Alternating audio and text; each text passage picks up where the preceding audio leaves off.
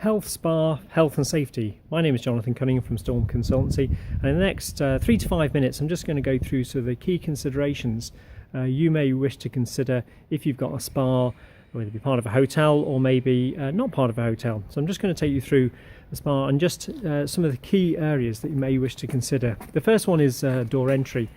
The reason why that might be important is if you've got potential lone working with maybe a therapist working on their own. As we go into the main building itself, you see that there is a main reception. What we've had fitted in this particular establishment is we've got panic alarms just in case some of the staff are accosted or certainly approached, and so they are fitted underneath the main reception. We then have treatment rooms which are immediately to the rear, which you can sort of see there, and then we've got the main sort of plunge pool, spa, steam room and sauna, which you see behind me now. One of the main considerations, clearly this has got normal sort of fire and everything else you'd expect in an establishment like this, but we have an automatic airlock system. The consideration and concern here is making sure that children are safe. So they might be running around with mom or dad at the main reception, but they cannot enter into the main plunge pool, the spa pool, which you see immediately behind me now. You then have separation of male and female, left and right. If we then go through into the main sort of changing areas, which have all been sort of adequately kitted out.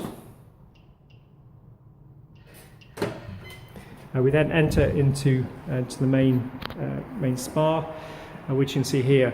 Main considerations here for those who are fitting out a spa is the edging protection and edging delineation.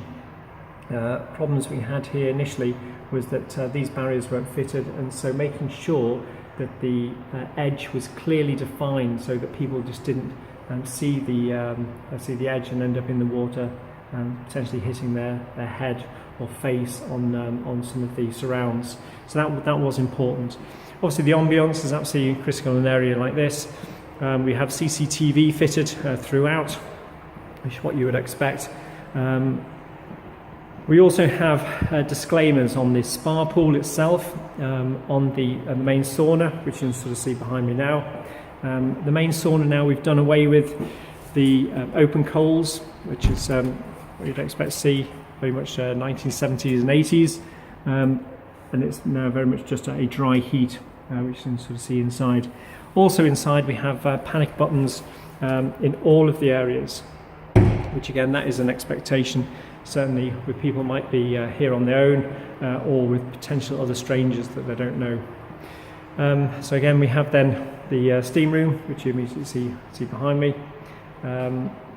And again, we have disclaimers in there. When leaving, of course, we have the necessary sort of green release these buttons.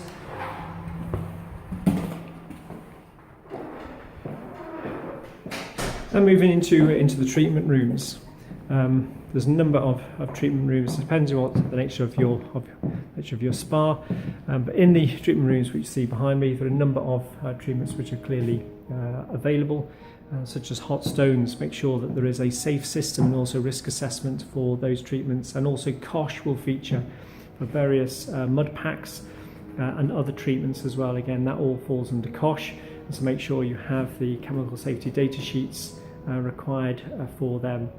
Other considerations is trailing flexors, particularly these days where there's a number of raised tables, and those raised tables themselves will have flexors leading to them. Make sure they're stowed away discreetly underneath and do not form a trip hazard to those approaching the bed or table.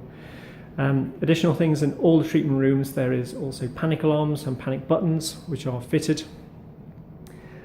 In the shower rooms, which are several in this fine establishment, we've got suitable grab rails and grab handles, more than probably adequate, just to make sure that those with mobility issues have also got the means of being able to steady themselves. There is also, for those who might be a little bit overcome by the heat, there's also small little stools that they can also pull out from the wall, and also pull cords to bring an alert attention.